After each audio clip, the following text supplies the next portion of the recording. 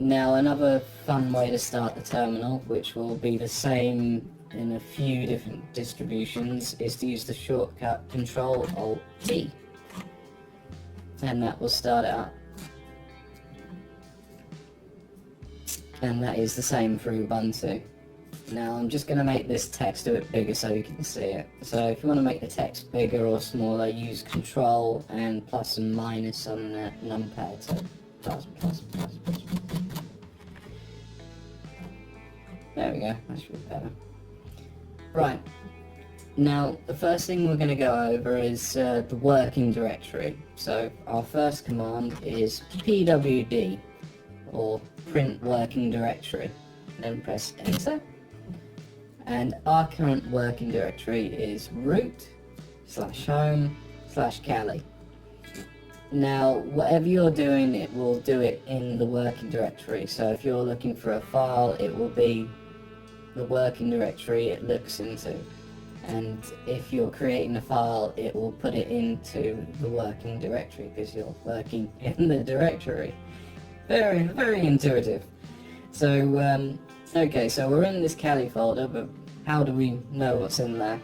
Well, we'll use the ls command, or list files and directories. Now, we have a few files here. You see the ones in this purpley colour, these are directories or folders, and the green ones are just files. Now, if you want to list things in a more comprehensive manner, you can use ls-l, and the L stands for list. So you can see here, it's a little bit of information overload at first, but I use this more than the standard command because it's easier to see things for what they are. Now over on the left, these are file permissions, so the R and the W, read, write, you got another read, and what this is for the root user, you've got the group, and you've got the current user. And you see here, this is ownership of the file and the group that it's part of. And here you have file sizes, modification dates, and then you've got the file names. And I know this is a bit much, but this becomes much more useful if you're doing administration and things like that. So yeah, let's move on to some more interesting things. So right now it's a little bit cluttered, so say we want to clear this screen. Well, funnily enough, there is a command called clear, and then we press enter and it clears up our terminal. Okay, so once again, ls, say we want to start working in documents, say there's something in there we want to edit or delete. So how do we get in there? Well, we'll need the change directory command, or cd. So cd space, and then we'll start typing in the name. So doc. Now, what you can do is a feature called autofill. So you can start typing it and press tab, and it will attempt to fill the rest of the file out. Now sometimes it won't work and you'll have to type in a few more letters, but for the most part it works 99% of the time. So we're in documents now. You can see here it is appended this /documents. That little squiggle, or tiled as it's known, is a shortcut for your home directory. So mine will be my CyberForge folder, or my Kali folder, I think. So yeah, let's have a look. What's in documents? You got me thinking now. What folder am I in? Yeah. So that tiled is a shortcut for that. It's root/home/Kali.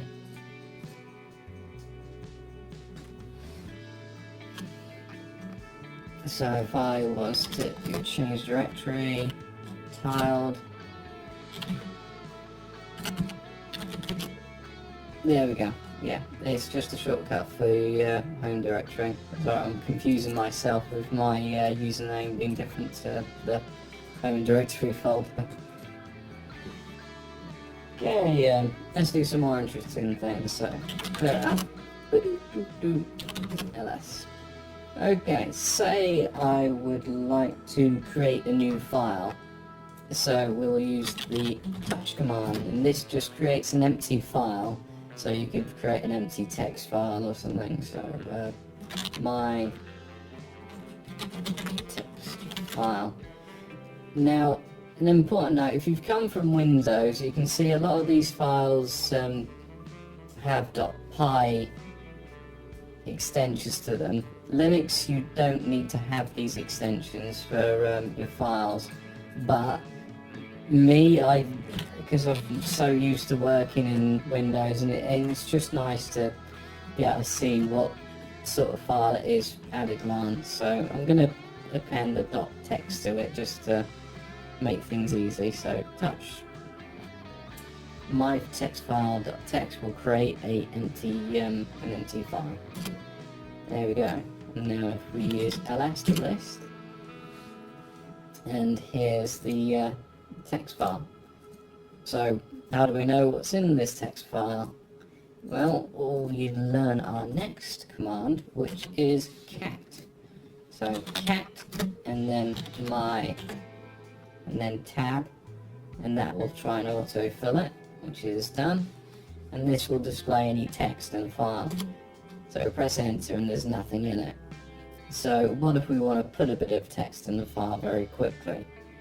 Well, we shall use a fun little thing. So put 2 quotes, and then we'll put cheese in our text file. And then we want to put a forward arrow, and then the name of the text file. So this is just saying, put this text or string, like always put, like if you're doing it this way, your text in quotation marks. Otherwise it will try and run this as a command, which is what you don't want. And this says put it into a file, and this will replace what's already in there. So just be aware of that. If you ever want to just add to the end of it, you put a double forward arrow. So at this point there's nothing in there, so we'll just put it straight in there, and then your file name. Press enter. And this is the thing I was talking about. What we need is echo. Sorry, this is my bad. Echo cheese. There we go.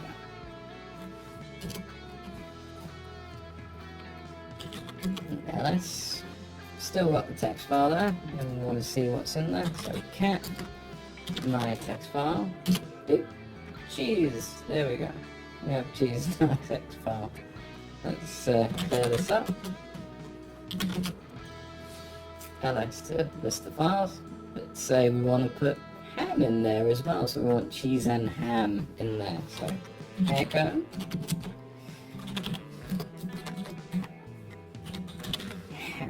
ham, and then like I said before, 1 arrow forward will replace everything in it with our new string, as the technical term is for text, or 2 arrows will append it to the end. So we want to add it to it because we want to keep our cheese, and then we'll put my text bar and enter, and then cat to see what's in it, my tab to autofill, enter.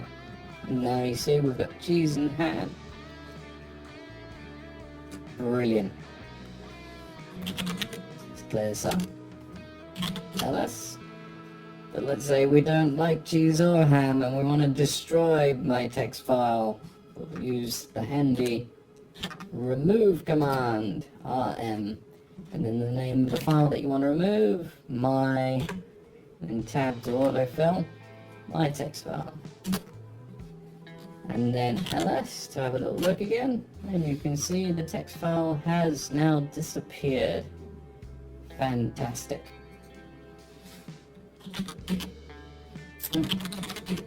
Meant to clear it. Right. What I am now going to do is do some copying and some moving. So ls again. Yeah, let's say we want to move a file. So let's where should we move something to? So we want to move CyberForge the document, so we'll use the mv or move command. So we're going to move our cyberforge.py Python file. Now the tab, you can see there's another Python file there. I think that's the backup file for editing. So there we go, CyberForge, there we go. It's just me not spelling it right.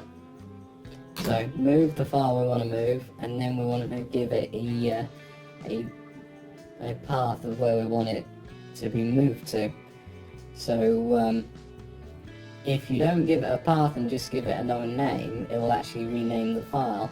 So I want to call it cyber.b.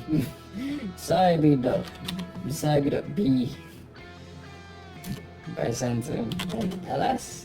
And you can see it's renamed our cyberforge.py file to cyber.py. Okay, let's clear out ls. Now say we want to move our cyber.py file into documents. We'll use the move command and then cyber.p, and then we want to give it the place we want to move it to. So documents. Hide your autofilling. There we go. It's because I was putting in root. They're making a lot of mistakes in this video. My apologies. Okay, and then we want to give it a new name. Well, if you don't put in a name, it will just give it its original name. So we'll just say the documents. Then ls. And oh no, our cyber file has disappeared. But don't worry, we'll change directory to documents when we set it.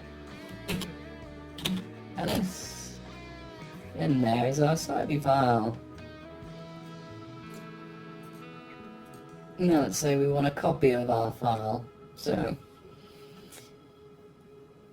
let's clear this up. ls. We want to copy our cyber file, and we'll call it cyber2. So we'll use the copy command, which is cp for copy, then tab, and then we'll call it cyber2.py. Then the rest of this, and you can see here we have our new cyber2.py. There's that. Now let's just go through a few useful basic commands to round this tutorial up. Okay, another nice command. Who am I? This command will tell you what user you're currently working under. So who am I? I am CyberForge. Yay! That's the same name as the YouTube channel. You should subscribe to it. Right, okay, who am I? We've also clear that host name, and this will tell you the name of the computer that you're on at the moment. So right now the host is called Cali. This is why it says cyberforge@Cali, because that's your username at your host of what you're working on at the moment. Any other commands that you like? Oh, here's a fun one. Clear things up. Say we want to make a folder for things, or a directory. We want to use the make directory command. So mkdir, make directory, and our folder should be called amazing stuff. and ls to have a look. And we have a new directory called amazing stuff. Now let's say we want to remove amazing stuff. Now this is the fun part. If you use the normal remove command, then put in amazing stuff tab, something may not work with this. Let's just do it. You see, the remove command is only for removing files. Directories aren't files, they're classed as a separate thing. And the way I see it, this is done this way is to prevent you from deleting folders filled with loads of files by accident. So if you want to remove a directory, you have to use the remove directory command instead. So remove directory, amazing stuff. Nice. And you'll see that our amazing stuff is now disappeared.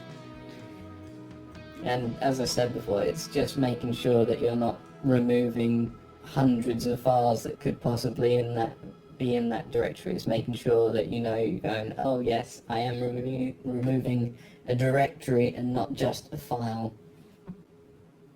Right, one final one. If you're ever unsure of things, let's clear this up. If you're ever unsure of a command or what you can do with it, you can use the man command. So we'll use man for print working directory, and then press enter, and it will give you a manual page, and this will give you a lot of options that you can use with it, and it will give you lots of useful information and maybe background and how it works as well. So you can see here, these are different options we can give it. So let's have a look. Let's use the version flag to give it. So press Q to quit out of these. So let's use that help flag. -- help. And there you go, it gives you the help page of it. But yeah, all commands in Linux should have a manual page for them if they're standard commands. If there's something that you've added, then they may or may not have them, but for the most part, every command I've ever tried has a manual page. So yeah, this was just a basic overview of the Linux terminal. I will be making some more in-depth videos in the future for different applications such as ethical hacking and information gathering and things like that you can do with the terminal. But I hope you've enjoyed it, and until next time, see you later.